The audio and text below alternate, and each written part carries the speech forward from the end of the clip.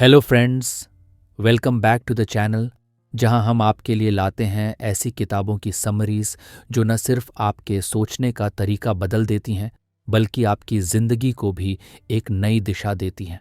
आज हम जिस किताब की बात करने जा रहे हैं वो एक ऐसी पुस्तक है जो आपको शांति की उस गहराई तक ले जाएगी जहां सिर्फ सन्नाटा नहीं बल्कि आत्मा की आवाज़ सुनाई देती है। इस किताब का नाम है 1 करोड़ विचार और इसे लिखा है ओम स्वामी ने, एक ऐसे योगी और आध्यात्मिक गुरु जिन्होंने संसार की सारी भौतिक सफलता छोड़कर ध्यान और आत्म साक्षात्कार के मार्ग को चुना।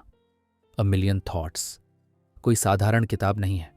ये उस अद्भुत यात्रा का निचोड़ है जिसे हम मेडिटेशन यानी ध्यान कहते हैं। ध्यान जो सुनने में सरल लगता है, पर जब हम आंखें बंद करते हैं तो एक के बाद एक करोड़ों विचार, yes literally a million thoughts, हमारी शांति को भंग कर देते हैं। यही तो ओम स्वामी हमें समझाते हैं कि कैसे हम अपने दिमाग के इस एंडलेस चैटर को शांत कर सकते हैं और एक स्थिर, स्पष्ट और शांत अवस्था में जी सकते हैं। इस किताब में ओम स्वामी ने ना सिर्फ ध्यान की महत्ता बताई है बल्कि step by step scientifically back techniques भी साझा की हैं कि कैसे कोई भी इंसान, चाहे वो किसी भी बैकग्राउंड से हो, मेडिटेशन को अपनी ज़िंदगी में उतार सकता है। ये किताब उनके लिए है जो स्पिरिचुअल पाथ पर आगे बढ़ना चाहते हैं, उनके लिए भी है जो स्ट्रेस से जूझ रहे हैं और उनके लिए भी जो अपने थॉट्स को कंट्रोल करना चाहते हैं। सबसे कमाल की बात यह है कि ओम स्वामी ने ध्यान को किसी धर्म या संप्रदाय से जोड़ने के बजाय व्यावहारिक, वैज्ञानिक और अनुभवजन्य रूप में प्रस्तुत किया है।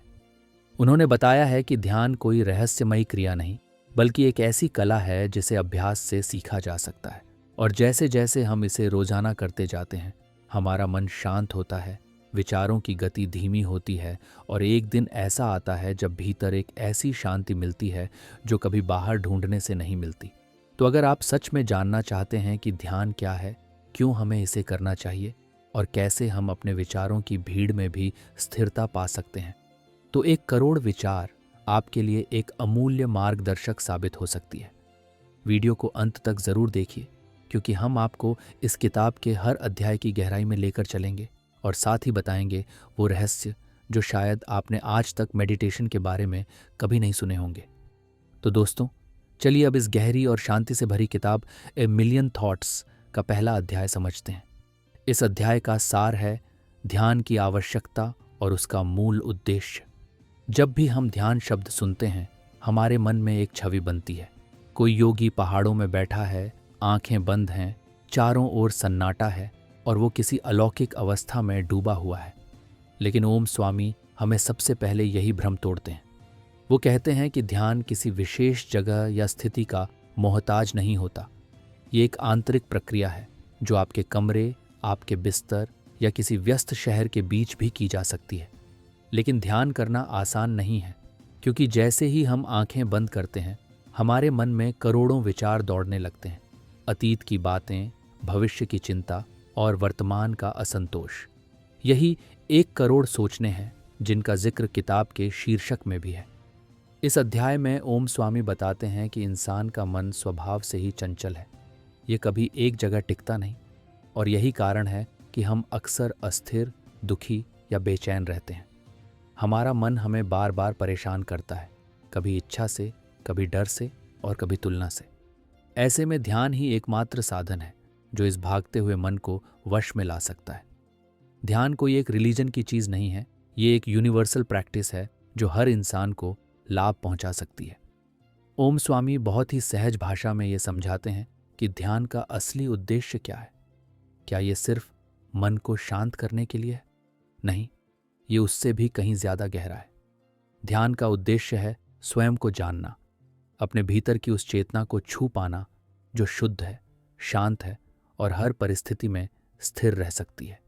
यह केवल एक मानसिक व्यायाम नहीं बल्कि आत्मा की यात्रा है। इस पहले अध्याय में एक और बेहद सुंदर बात कही गई है कि हम ध्यान इसलिए नहीं करते कि हमें कोई सिद्ध मिल जाए, बल्कि इसलिए करते हैं ताकि हम जीवन को पूरी सजगता से जी सकें। जब मन शांत होता है तभी हम अपने आसपास की चीज़ों को सही रूप में देख सकते हैं। तभी हम ये समझ सकते हैं कि कौन सी चीज़ हमें सच में शांति देती है और कौन सी बस एक भ्रम है। ओम स्वामी ये भी बताते हैं कि ध्यान की शुरुआत में बेचैनी होना स्वाभाविक है। हर कोई शुरू में असफल होता है, लेकिन धीरे धीरे अभ्यास से, निरंतरता से मन में स्थिरता आने लगती है। जैसे जैसे हम ध्यान में गहराई पाते हैं, वैसे वैसे मन के विचार कम होने लगते हैं और अंत में वो अवस्था आती है जब हम अपने भीतर की पूर्णता को महसूस करते हैं। अब चलिए बढ़ते हैं 1 करोड़ विचार के दूसरे अध्याय की ओर। दोस्तों, पहले अध्याय में हमने जाना कि ध्यान की जरूरत क्यों है और कैसे ये एक साधारण क्रिया नहीं बल्कि भीतर की यात्रा है। अब दूसरे अध्याय में ओम स्वामी हमें ध्यान की तैयारी और मूलभूत समझ की ओर ले जाते हैं। इस अध्याय का उद्देश्य है हमें ये बताना कि ध्यान करने के लिए हमें क्या क्या समझना और अपनाना चाहिए, ताकि ध्यान केवल एक अभ्यास न रहकर एक अनुभव बन जाए। जब भी हम किसी यात्रा पर निकलते हैं तो सबसे पहले हमें उसकी तैयारी करनी होती है। ठीक वैसे ही ध्यान की यात्रा में भी तैयारी बेहद ज़रूरी है। ओम स्वामी कहते हैं कि ध्यान में उतरने से पहले हमें अपने शरीर, मन और वातावरण को उस स्थिति में लाना होता है जहां शांति की संभावनाएं अधिक हों। वे इस अध्याय में बताते हैं कि ध्यान एक गहरी ऊर्जा है जिसे ग्रहण करने के लिए हमारा शरीर और मन दोनों रिसेप्टिव होने चाहिए। ध्यान की शुरुआत करने वालों की सबसे आम समस्या होती है बेचैनी और बोरियत। हम सोचते हैं कि आंखें बंद करते ही मन शांत हो जाएगा, लेकिन होता उल्टा है। विचारों का तूफान और ज्यादा तेज हो जाता है। इस अध्याय में ओम स्वामी बहुत ही प्यार और स्पष्टता से समझाते हैं कि यह पूरी तरह स्वाभाविक है। उनका कहना है कि जैसे कोई झील होती है जिसकी सतह पर धूल और तरंगें होती हैं, अगर आप उसे डिस्टर्ब करना बंद कर दें तो वो खुद ब खुद शांत होने लगती है। बस वैसा ही है हमारा मन। हमें उसे डिस्टर्ब करना बंद करना है, यानी प्रतिक्रियाएं देना बंद करनी है, लड़ना छोड़ना है। इसके अलावा इस अध्याय में एक बहुत ही गहरा सत्य सामने आता है। माइंड को कंट्रोल करने की कोशिश मत करो, बस उसे ऑब्जर्व करो।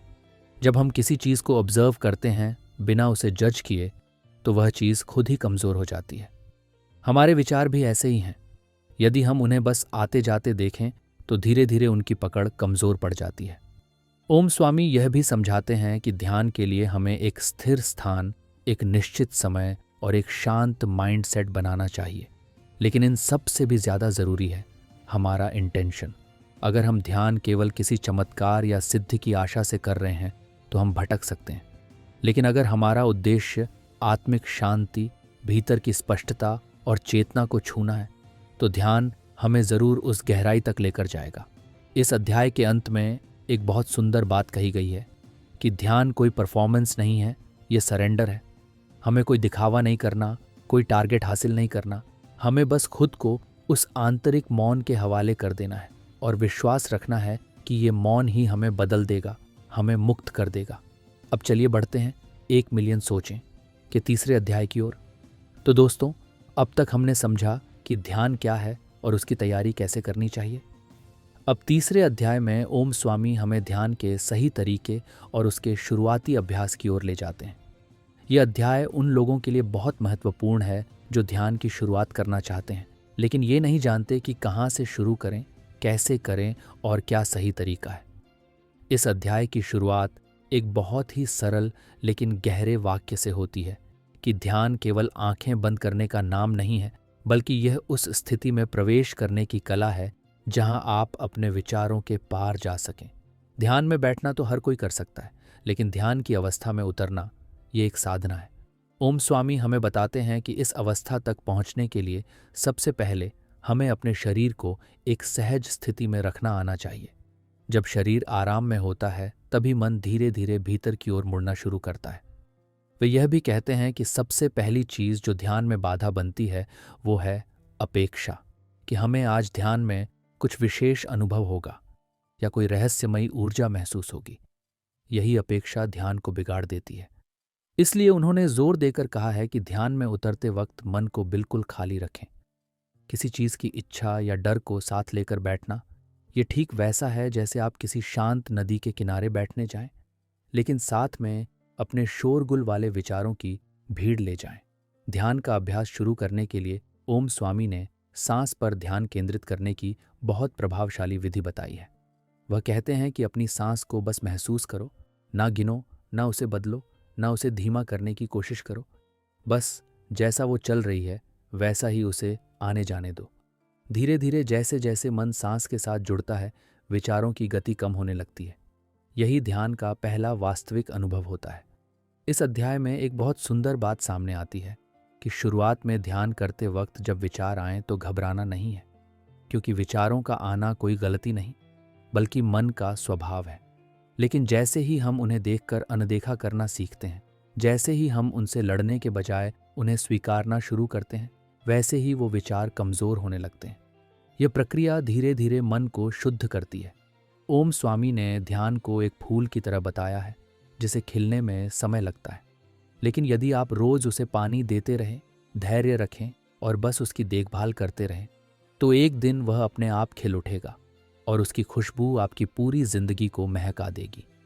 अब हम चलते हैं 1 करोड़ सोचें के चौथे अध्याय की ओर, जहां ध्यान की यात्रा और भी अधिक गहराई में उतरती है।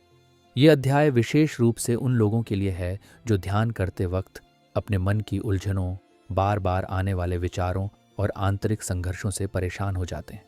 दोस्तों, अब तक हमने सीखा कि ध्यान क्या है, कैसे उसकी तैयारी करनी चाहिए और सांस के जरिए कैसे उस स्थिति में पहुंचा जा सकता है जहां विचार कम होने लगते हैं।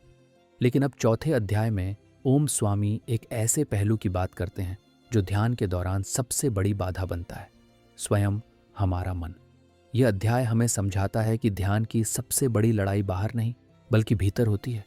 जब आप आंखें बंद करते हो और हर दिशा से कटकर भीतर की ओर मुड़ते हो, तब सबसे पहले आपका सामना होता है आपके खुद के विचारों से। और यही वह मोड़ होता है जहां अधिकांश लोग ध्यान को छोड़ देते हैं, क्योंकि उन्हें लगता है कि यह असंभव है या फिर ये उनके बस की बात नहीं। लेकिन ओम स्वामी कहते हैं कि यही वह समय है जब आपको रुके रहना है, डटे रहना है। मन की प्रवृत्ति होती है पुराने अनुभवों को खींचना, भविष्य की चिंता करना और वर्तमान को भुला देना। यही 3 बातें ध्यान की शुद्धता को दूषित करती हैं। लेकिन ध्यान का वास्तविक उद्देश्य है केवल देखना, बिना किसी प्रतिक्रिया के। इस अध्याय में ओम स्वामी एक अद्भुत उदाहरण देते हैं। जैसे कोई व्यक्ति रेल की पटरी के किनारे खड़ा हो और ट्रेनें आती जाती देखता हो, लेकिन वो किसी ट्रेन में चढ़ता नहीं। वैसे ही हमें अपने विचारों को देखना है, बिना उनकी किसी ट्रेन में सवार हुए। वो ये भी कहते हैं कि ध्यान केवल विचारों से लड़ने का नाम नहीं है, बल्कि उन्हें धीरे धीरे कमज़ोर करने की प्रक्रिया है। ये प्रक्रिया तब शुरू होती है जब हम किसी भी विचार को गंभीरता से लेना बंद कर देते हैं। जब हम समझ जाते हैं कि हर सोच सच्चाई नहीं होती, तब हम एक गहराई में उतरने लगते हैं जहाँ केवल मौन बचता है, और वह मौन ही हमें हमारी आत्मा के निकट ले जाता है। इस अध्याय में एक और सुंदर पहलू सामने आता है, करुणा और स्वीकृति। जब हम ध्यान में बैठते हैं और अपने भीतर चल रही बेचैनी, द्वंद्व और भावनाओं को देखते हैं, तो हमें अपने ही मन पर दया आने लगती है। ये करुणा धीरे धीरे आत्मस्वीकृति में बदलती है, और जब हम स्वयं को स्वीकारने लगते हैं, अपने दोषों, कमजोरियों और संघर्षों को भी, तब ध्यान केवल मानसिक क्रिया नहीं रहता, बल्कि एक आध्यात्मिक आलिंगन बन जाता है। ओम स्वामी कहते हैं कि ध्यान कोई ऐसी चीज नहीं है जो आपको जल्दी फल दे दे।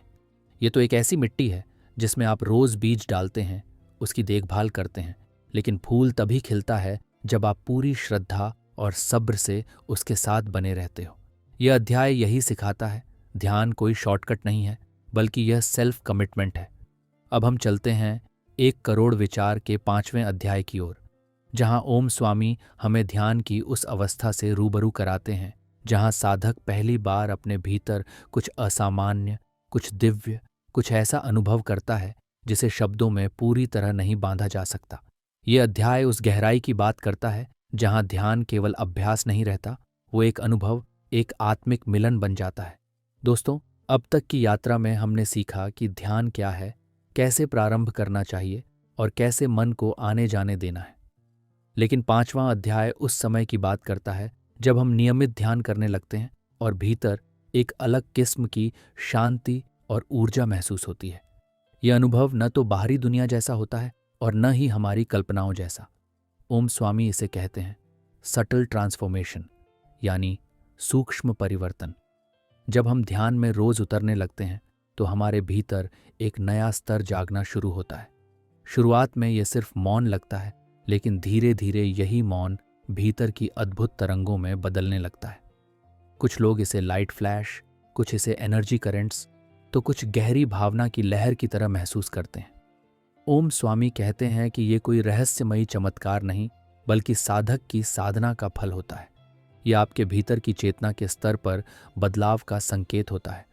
इस अध्याय में वे बताते हैं कि जब मन शुद्ध और स्थिर होने लगता है, तब भीतर की चेतना आत्मा के संपर्क में आने लगती है।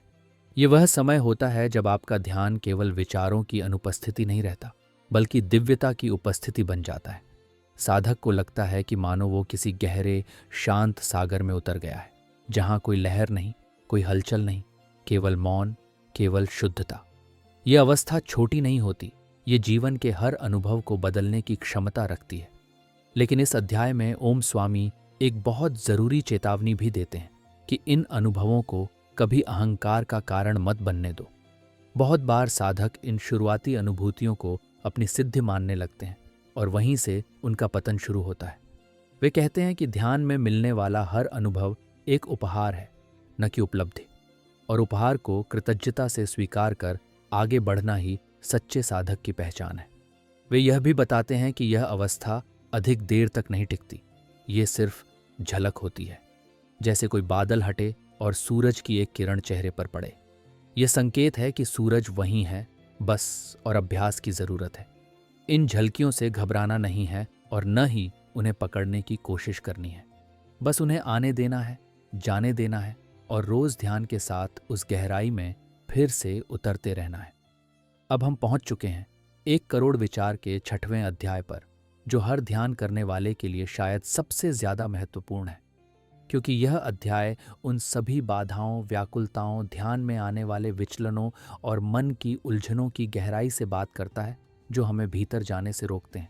ओम स्वामी इस अध्याय में बहुत ही करुणा और समझदारी के साथ हमारे भीतर के संघर्ष को सामने लाते हैं और उसका समाधान भी बताते हैं। तो दोस्तों, जब हम ध्यान करना शुरू करते हैं तो सबसे पहले हम उत्साहित होते हैं।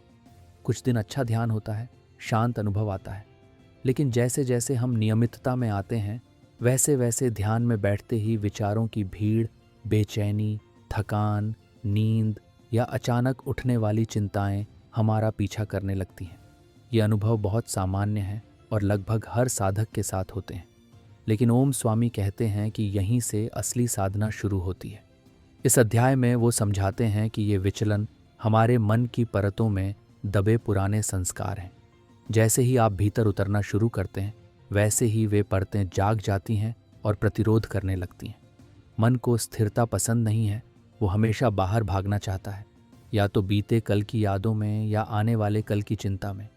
लेकिन जब आप उसे एक जगह बांधने की कोशिश करते हैं, तब वो और जोर से उछलता है। इसलिए ओम स्वामी कहते हैं, ध्यान में आने वाली बाधाएं असफलता नहीं, बल्कि मन की प्रतिक्रिया है, और यही संकेत है कि आप सही रास्ते पर हैं। वो बताते हैं कि सबसे सामान्य बाधाएं कौन सी होती हैं, जैसे नींद आना, बोरियत महसूस होना, शरीर में बेचैनी, सोचों की बाढ़, आत्मसंदेह या कभी कभी भावनात्मक वेदना का उभर आना। ध्यान के अभ्यास में ये सब आपके भीतर दबे हुए बोझ का हिस्सा होते हैं जो बाहर निकलना चाहते हैं, और जब आप उन्हें ध्यानपूर्वक बिना प्रतिक्रिया दिए देखने लगते हैं तो वो धीरे धीरे शांत हो जाते हैं। ओम स्वामी इसे मन का शुद्धिकरण कहते हैं। इस अध्याय की सबसे सुंदर बात यह है कि वे हमें धैर्य का महत्व समझाते हैं। ध्यान एक ऐसी नदी है जिसमें उतरने पर आप पहले अपने ही डर, दुख और विचारों के तूफानों से गुजरते हैं, लेकिन जो टिके रहते हैं उनके लिए वही नदी एक शांत झील बन जाती है। उन्होंने यह भी कहा कि ध्यान में बाधा आने का मतलब ये नहीं कि आप ध्यान नहीं कर पा रहे, बल्कि इसका मतलब ये है कि आपका ध्यान गहरा हो रहा है। मन की हर प्रतिक्रिया, हर बेचैनी, ये सब इस बात के संकेत हैं कि कुछ भीतर से हिल रहा है, और यही वो बिंदु है जहां आपको थमना नहीं है, बल्कि और गहराई में जाना है। इस अध्याय में वो बताते हैं कि एक अच्छा साधक वो नहीं जो ध्यान करते हुए कुछ महसूस करे, बल्कि वो है जो ध्यान करते हुए कुछ भी महसूस न हो तब भी बैठा रहे। क्योंकि ध्यान का असली फल अनुभवों में नहीं, बल्कि उस धैर्य, मौन और आत्मनिष्ठा में है जो इसे निभाते निभाते धीरे धीरे भीतर बनती है। अब हम चलते हैं 1 करोड़ विचार के 7वें अध्याय की ओर, जहां ओम स्वामी ध्यान की उस शक्ति की बात करते हैं जो केवल भीतर के अनुभवों तक सीमित नहीं रहती, बल्कि हमारे बाहरी जीवन को भी पूरी तरह से बदल देती है। यह अध्याय दिखाता है कि कैसे नियमित ध्यान आपके सोचने के तरीके, निर्णय लेने की क्षमता, भावनात्मक संतुलन और जीवन की दिशा को स्पष्ट करता है। यह ध्यान का वास्तविक चमत्कार है, जब वो सिर्फ साधना नहीं रहता, बल्कि जीने की एक शैली बन जाता है। दोस्तों, जब हम रोज ध्यान करते हैं तो शुरुआत में लगता है कि इससे बस थोड़ी शांति मिलती है, लेकिन ओम स्वामी बताते हैं कि जब ध्यान आपकी दिनचर्या का हिस्सा बन जाता है तो उसके असर बेहद गहरे और स्थायी होते हैं। आप अपनी सोच में स्पष्टता महसूस करने लगते हैं। जो बातें पहले उलझी हुई लगती थीं, वे अब धीरे धीरे सुलझने लगती हैं। जैसे धुंध हटने के बाद दूर तक का रास्ता साफ दिखाई देने लगता है, वैसे ही ध्यान आपकी जिंदगी की दिशा को साफ करता है। इस अध्याय में वो बताते हैं कि ध्यान कैसे आपकी भावनाओं को नियंत्रित करना सिखाता है। पहले जो बातें आपको गुस्सा दिला देती थीं या दुखी कर देती थीं, अब आप उन्हें बिना प्रतिक्रिया दिए देख पाते हैं।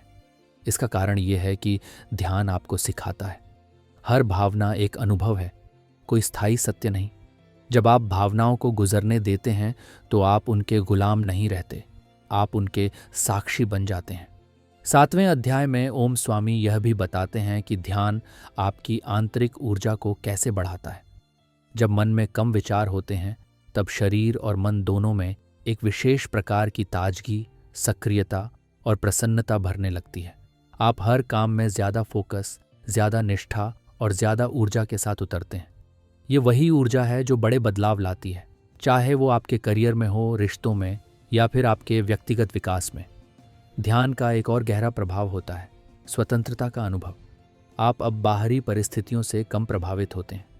कोई आपकी तारीफ करे या आलोचना, आप भीतर से स्थिर रहते हैं, क्योंकि ध्यान ने आपको अपने भीतर वो केंद्र दे दिया है जहां से सब कुछ देखा जा सकता है, लेकिन उसमें खोया नहीं जाता।